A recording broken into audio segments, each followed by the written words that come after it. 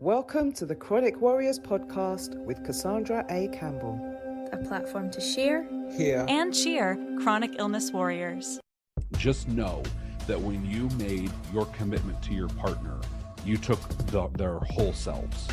To be able to have a bad day, to be able to say, do you know what, I can't cope no more. I am a chronic warrior because every day I wake up and I'm so glad to still be here. Hello, warriors. As you know, this month's theme is all about men who live with chronic conditions, and my special guest today is Nathan. Hi, Nathan. Thanks for joining me.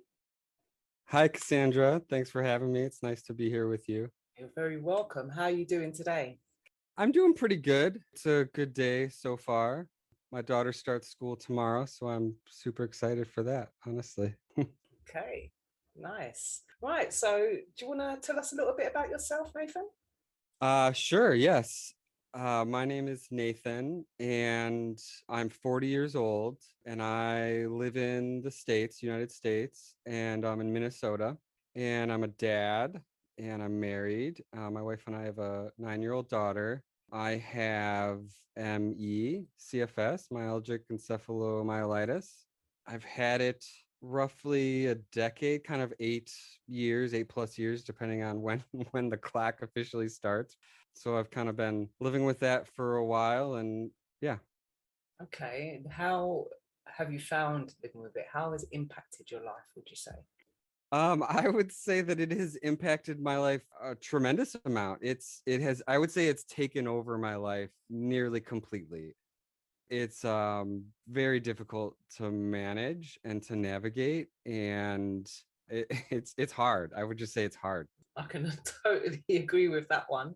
It's not easy at all. I don't have ME, No. but with the conditions that I do have, I find it difficult as well. And I think probably most of us do. But I guess we'll all have different ways of managing and coping. So Yes. how do you manage to get through every day and being a husband and father and just living?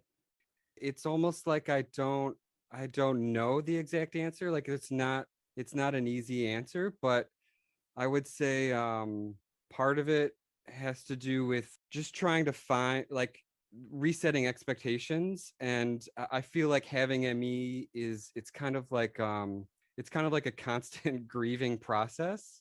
And I feel like I've gone through lots of ups and downs.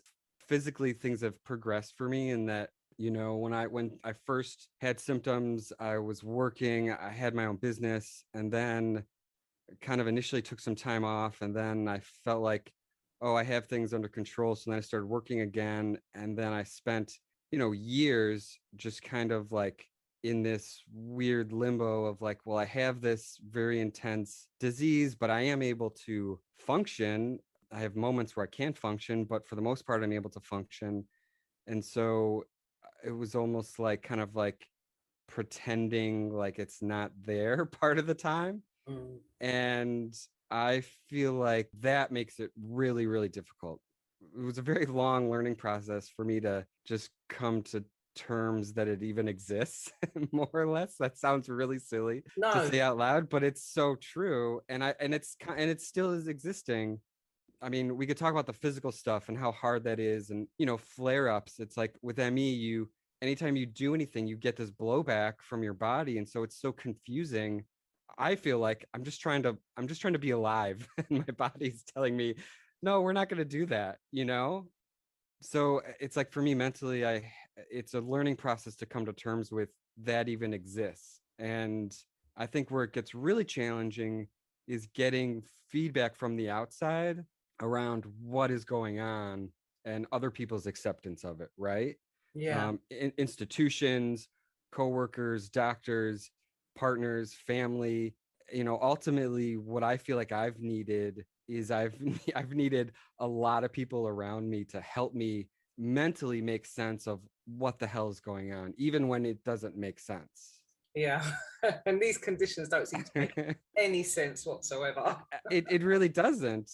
So for me, like, getting the right doctors in place, where I've seen dozens and dozens of doctors that have not been helpful, well, they're not my doctors anymore because they're not helpful, And so going through that process, you know, my wife is very supportive.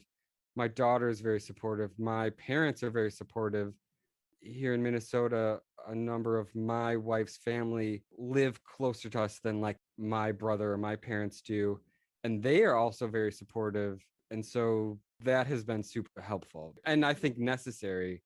It feels similar to like parenting to me in that it's such a unique experience and you can't really judge other people on how they do it, you know, because it's so hard, but that you also can't, it's really hard to do alone. I agree with that. I mean, for me personally, although I've always had people around me, when I was first getting symptoms in my teens and 20s and not knowing what was wrong with me, I felt very alone because I didn't know what was going on for myself, let alone anyone else. So it was difficult, I guess, one, to ask for help, and two, for people to offer help.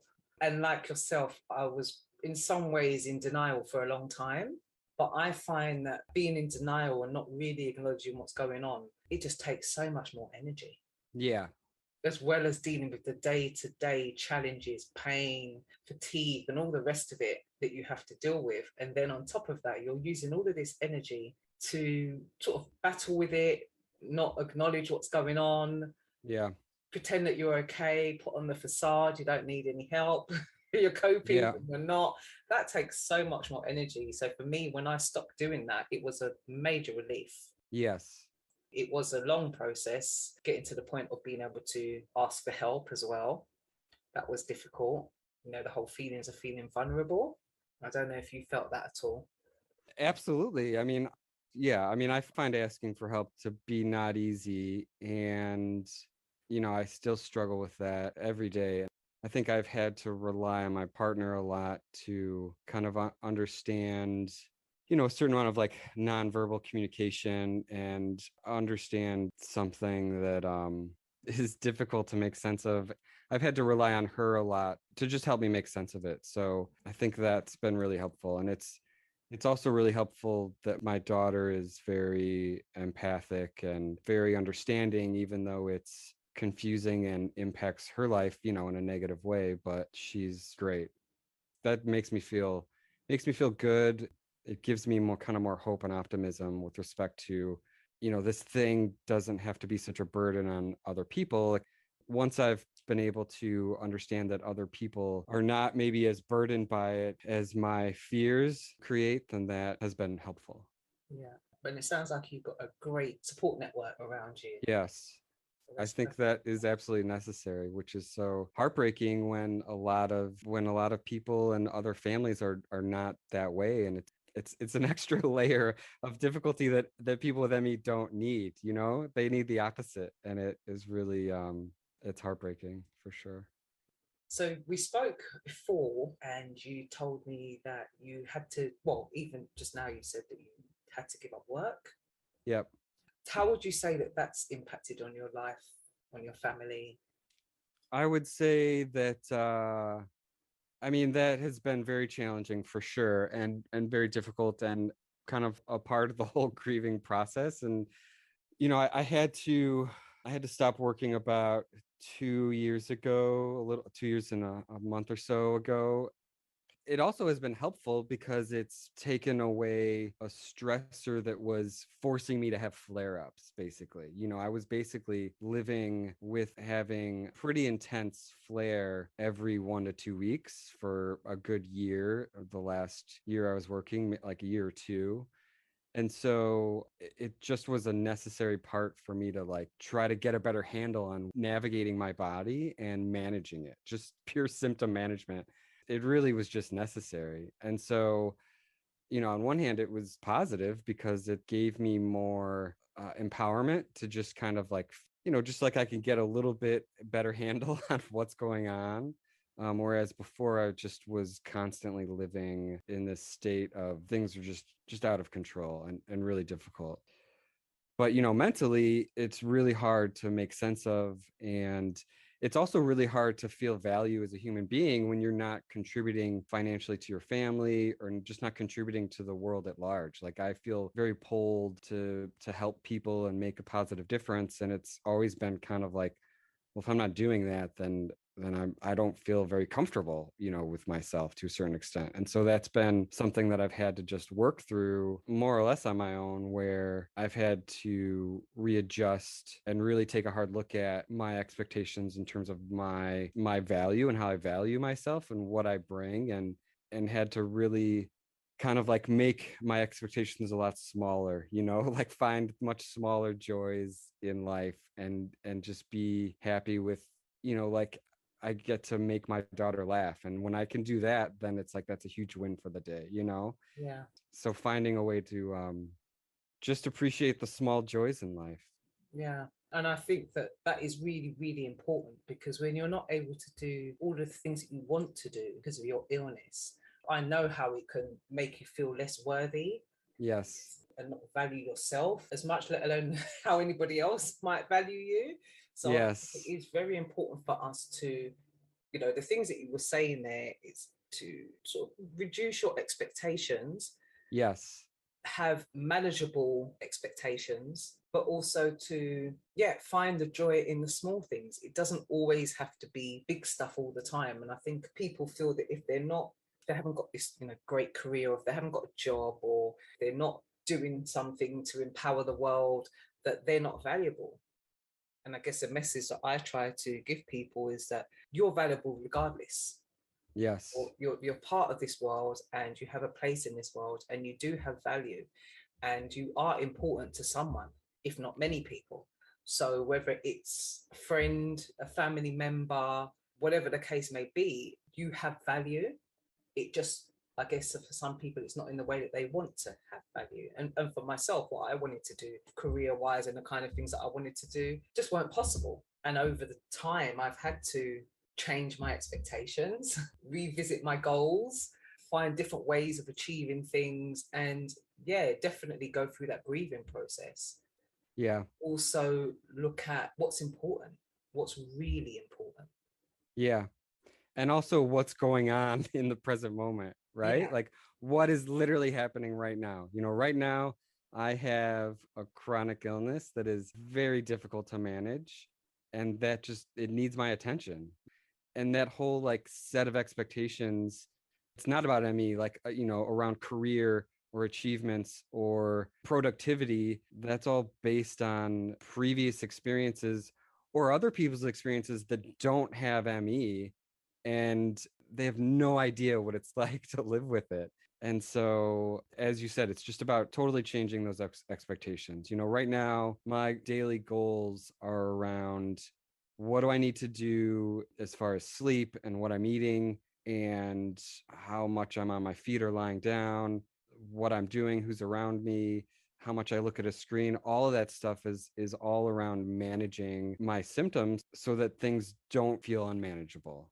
And that's my whole day. And then in addition to that, it's just around like my wife and my daughter, and what do they need, and what can I do from where I'm at to make them happy, because I've learned that there's a lot that I can contribute to, even if I'm not able to, do a ton of yard work or do like physical labor or anything that requires a lot of exertion. There's a lot that I can do just by being present and kind of taking a slow path, taking a slow path, right? I feel like in some ways this illness is a bit of a blessing, because it has forced me to like just have this super slow perspective that is otherwise really, really hard to do when you're in kind of the rat race, Yeah. And I think that there's tremendous value in that. So I just think that's good.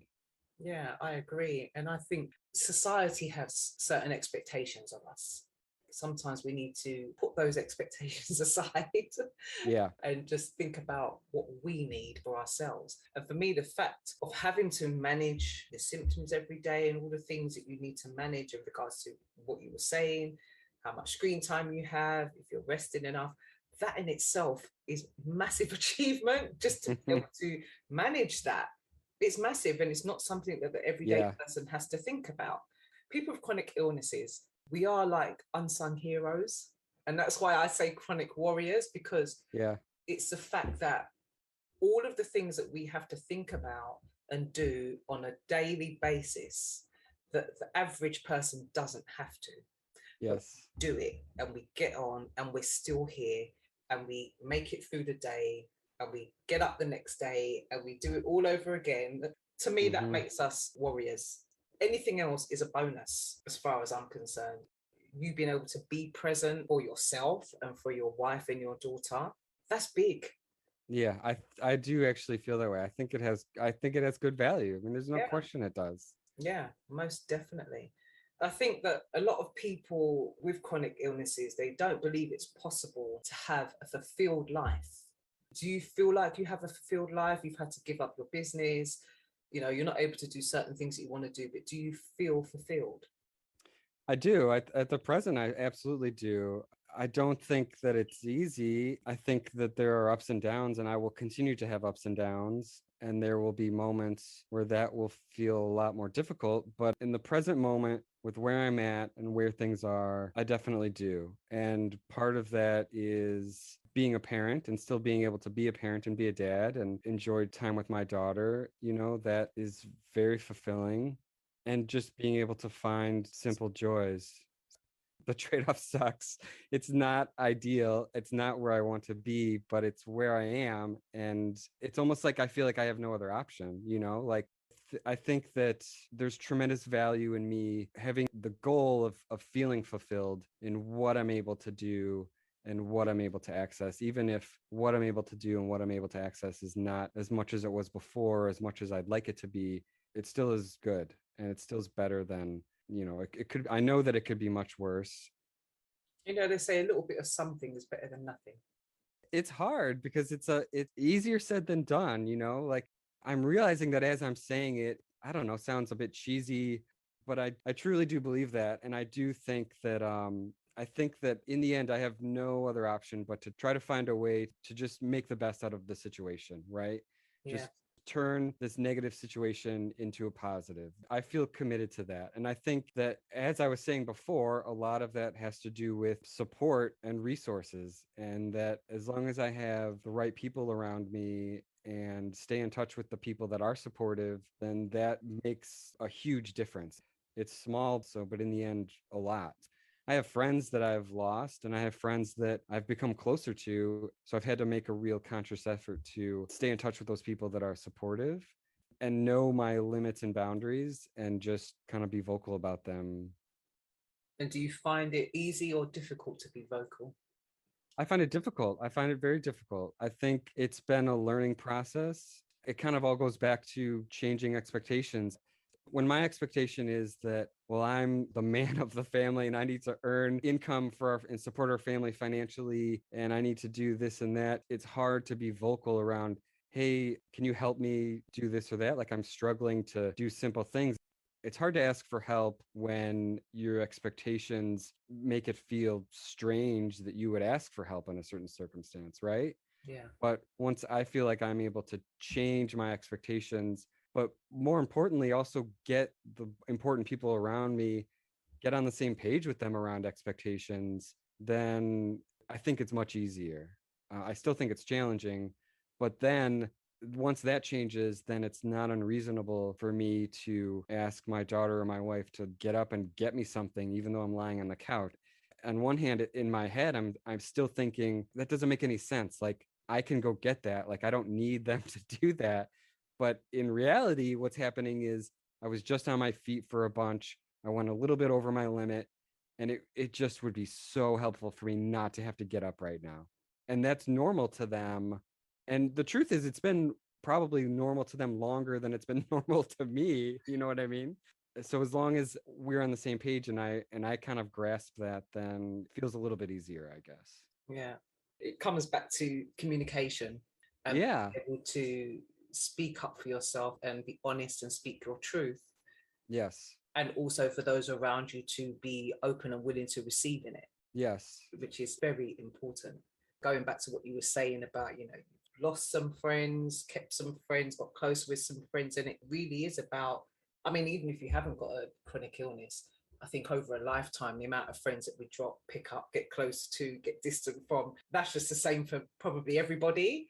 But again, we have the added challenge of having a chronic illness. So I definitely think, and for me, that's been something that I've done over the years, which I think I probably would have done without these chronic illnesses. But then I don't know, because I've had them since I was so young. But that whole thing of really being clear and honest about the parts that people play in your life. Yes. And I think that's very, very important.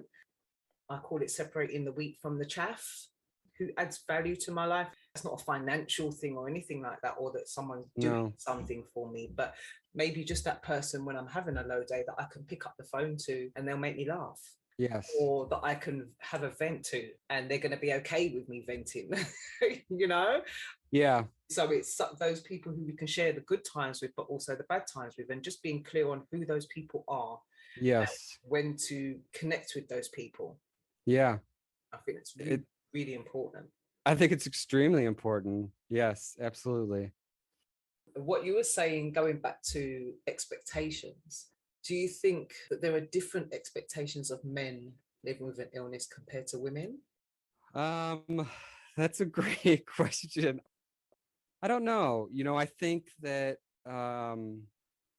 gosh, that's such a hard question to answer. First of all, I think that having ME is such a unique experience and so heavy. It's so massive that I feel like that is it just weighs more than anything else. Like I feel like I have more in common with a woman that has ME than I do with a man that doesn't. You know what I mean? Yeah. I think when we talk about expectations and being a man, I think it depends on your family and who's around you, and does society at large have different expectations for a man versus a woman? I think probably, and I think unfortunately, I think that the first thing that honestly comes to my mind is that I am probably more, and I'm not saying this is right by any means, but I honestly think that I'm probably more believable to a doctor than a woman, because women are not, they're just not validated and acknowledged, I think, in research has shown in medicine as much as men. Look at heart attacks and things like that. So I think that to a certain extent that has probably been helpful for me in a way that I haven't fully realized. I mean, I still have had a lot of doctors dismiss me and a lot of doctors not be very helpful, but I think that that's probably very real and something that I've taken for granted a little bit. I think that for my family in particular, my wife and I don't really hold traditional roles in terms of male and female, and that like I'm the primary breadwinner and my wife is the primary caregiver. We share those responsibilities virtually equally, and I actually don't think that being a man has made things way more heavily on me, but I think that I can easily see a circumstance where that very well could. Yeah. Tough one to answer, Cassandra. I'm sorry. I feel like I'm jumping around a lot. No, not at all. And again, it's about your experience. I've spoken to some men who feel like they're expected. There's this expectation of them that they should be able to mow the lawn, lift the heavy stuff. Yeah. And they're looked at in a certain way. And whether that be from strangers or people that they're close to, and it's made them feel, I mean, I was speaking to a guy who was a Marine and he has EDS, and the way that he was treated was appalling because, he's a man, he's a Marine, he's supposed to just fight through pain and be able to do everything and all the rest of it. So again, it is really about the individual's experience. But I think, my opinion as a society on a whole, definitely the way that we're raised, and I say not by our parents necessarily, but by society, is, men are supposed to do this and be able to do this, and women are supposed to do this and be able to do this. When that doesn't happen, you're judged in a particular way. Yeah. But I'm glad that hasn't been the experience for you. And just touching on what you were saying about women not being believed. I mean, I see so many posts about women being dismissed, oh, it's your hormones and that kind of stuff. Yes. I mean, for me personally, it took 20 years for me to be diagnosed. I don't know if that was because I was female. Yeah. I have no idea because I have nothing to compare it to in that sense. But that could well have been the case. So I think the fact that you've acknowledged that maybe you may have taken it for granted a little bit, even though you were dismissed by several doctors and several doctors were unhelpful, I guess it is a difficult one because, is that because you're a man? or is that because they just didn't know what was wrong with you? I think that's primarily why. I think they didn't know, they don't know what's going on. And my personal opinion around doctors, especially doctors in the US, and not that I think the UK is better, but I think that MDs in particular, they're hazed into this system that they just don't allow themselves to say I don't know for some reason. And rather than say I don't know, they go on these other mechanisms. They blame the patient, or they make up something just to kind of get you out of their office is what I feel like happens. Yeah. And maybe we shouldn't go too far down that road though. Yeah, but we I could probably sit and talk about that all day, our horrible experiences with doctors. Yeah, sorry.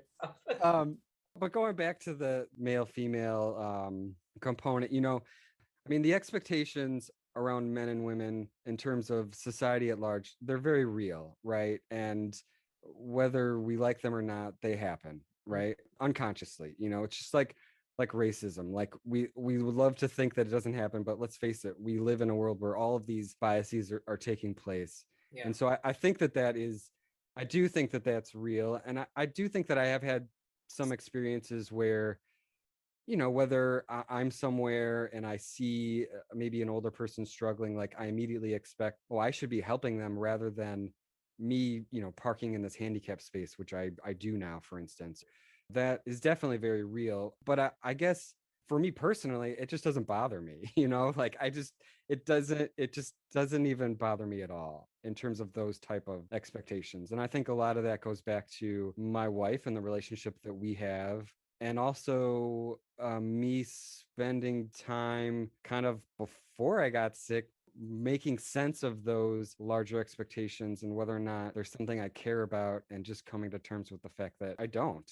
So it's something that I almost felt like I kind of made sense of and moved on from before I got sick. And then as I'm getting sick, that is just less of an impact on me personally. But I do think it's real. I mean, I saw a doctor January of this year, and by this time, you know, I'm relying on my wife to kind of help me get to appointments with a wheelchair, which has not always been the case for me.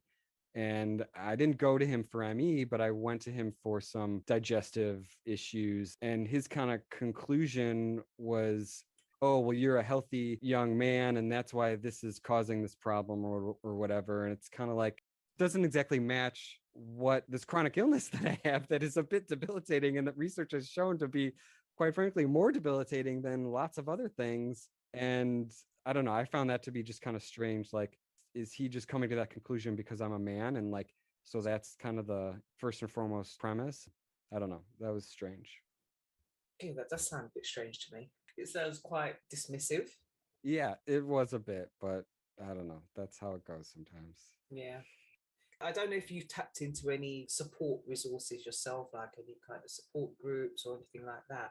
Do you think there's enough support out there for men living with ME or chronic illness in general?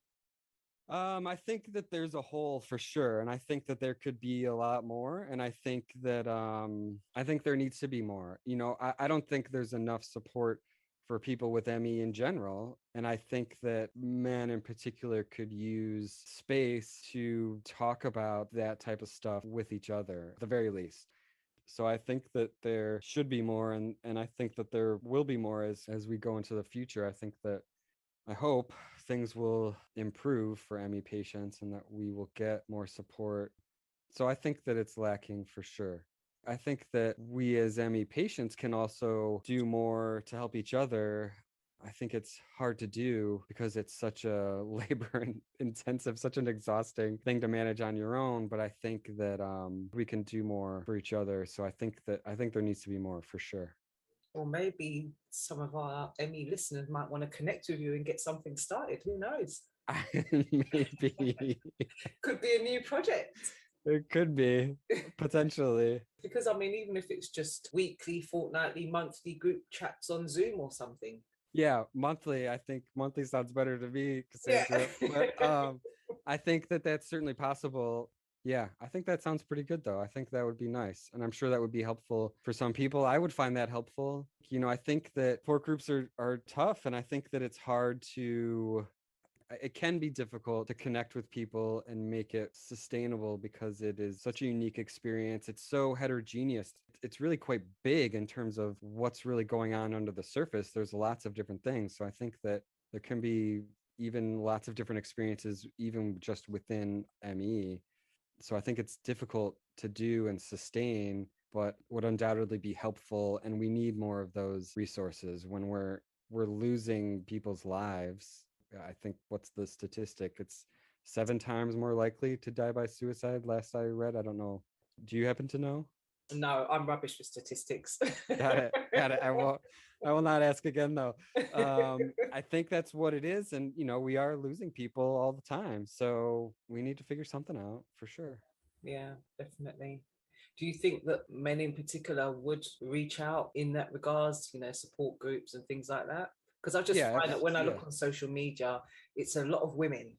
Yes. And even to get someone like yourself on the podcast, I had to sort of do a tweet. looking for a man.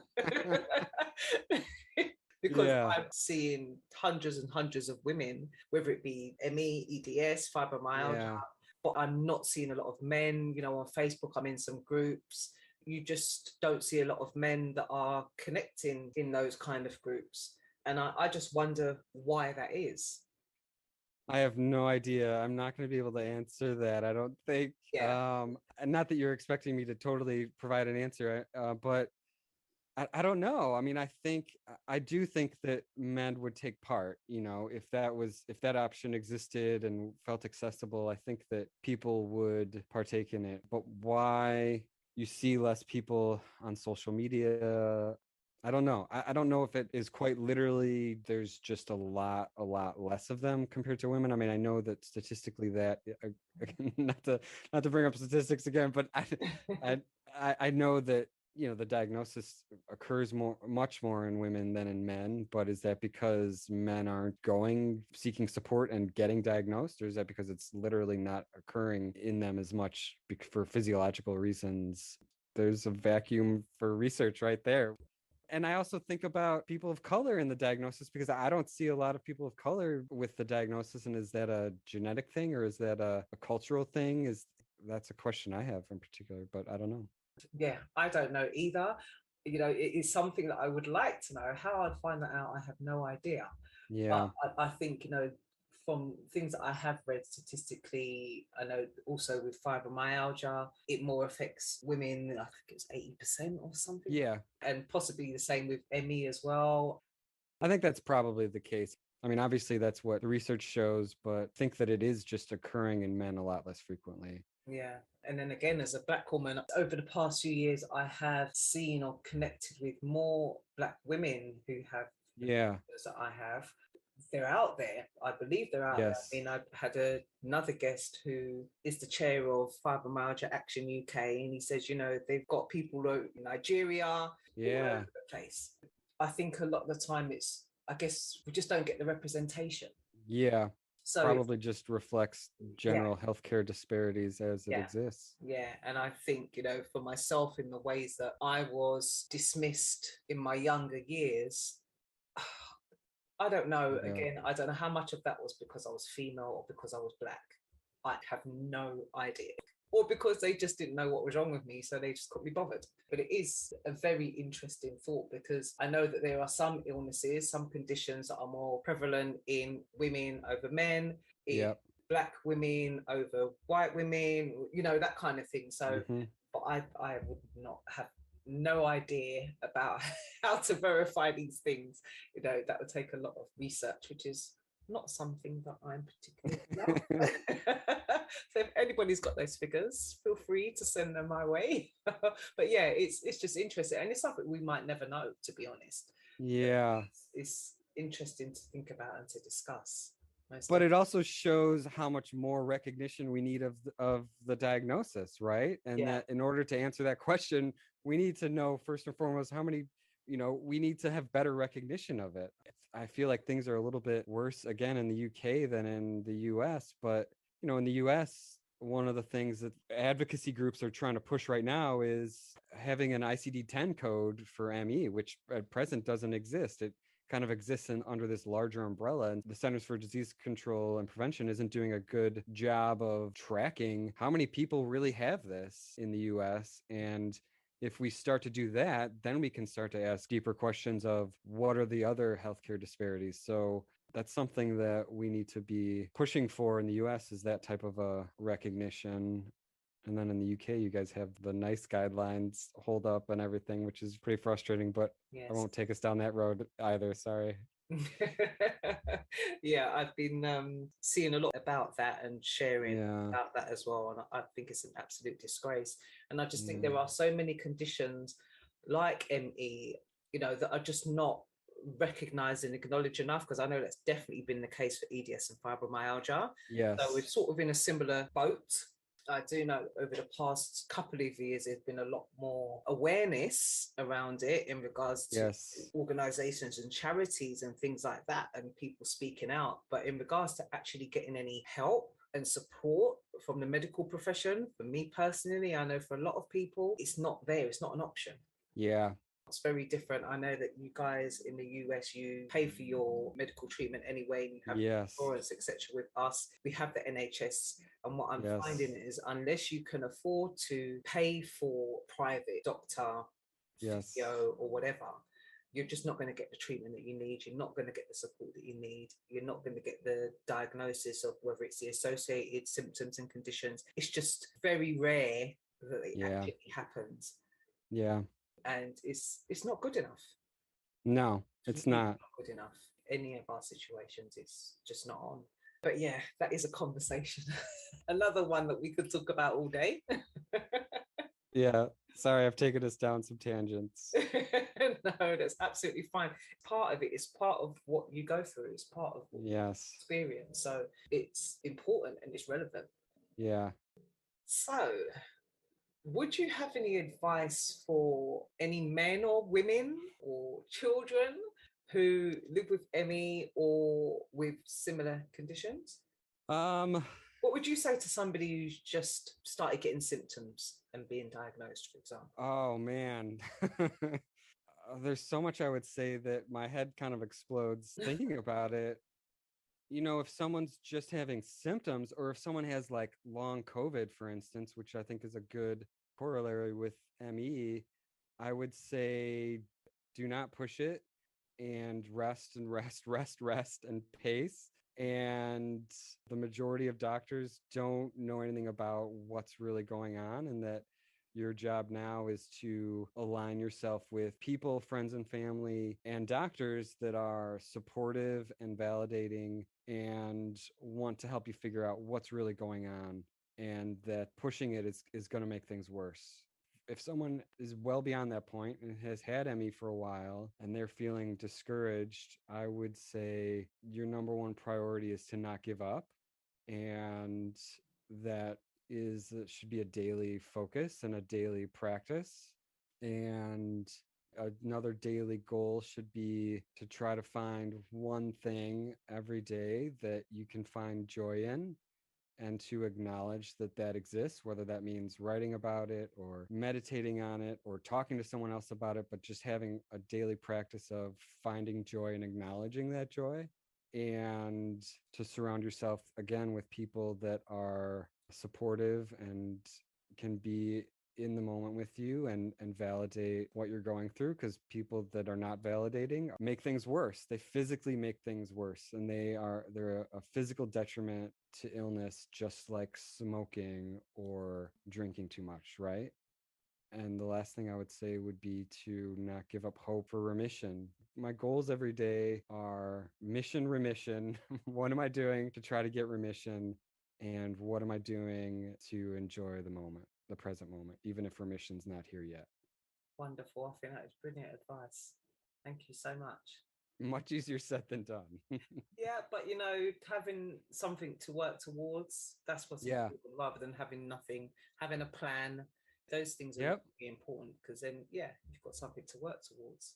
And as you start to achieve these things, you kind of tick them off your list. So you're saying in regards to just finding one thing throughout the day that brings you some kind of joy. Yeah. That's great. If you can tick that off the list and then you look back over a month, 6 months, and you can say every day that you've done that, it's an achievement. Yep. But it's just setting yourself that goal. Yep. So yeah, it's brilliant. That's how we save lives. That's right. Thank you so much. It's been so brilliant having you on. Thanks for having me, Cassandra. But before I let you go, you know what I'm going to ask you, right? I'm going to ask you to complete this sentence for me. I'm a chronic warrior because... I have to try to not overthink it. Just say whatever comes to mind. I'm a chronic warrior because I am not giving up, and I'm going to focus each and every day on mission remission and finding a small joy to make me happy. Perfect. Thank you so much. Thanks, Cassandra. Enjoy the rest of your day, Nathan. All right, you too now. Right, take care. Bye now. You've been listening to the Chronic Warriors podcast. Please remember to like, subscribe, comment, and share this podcast.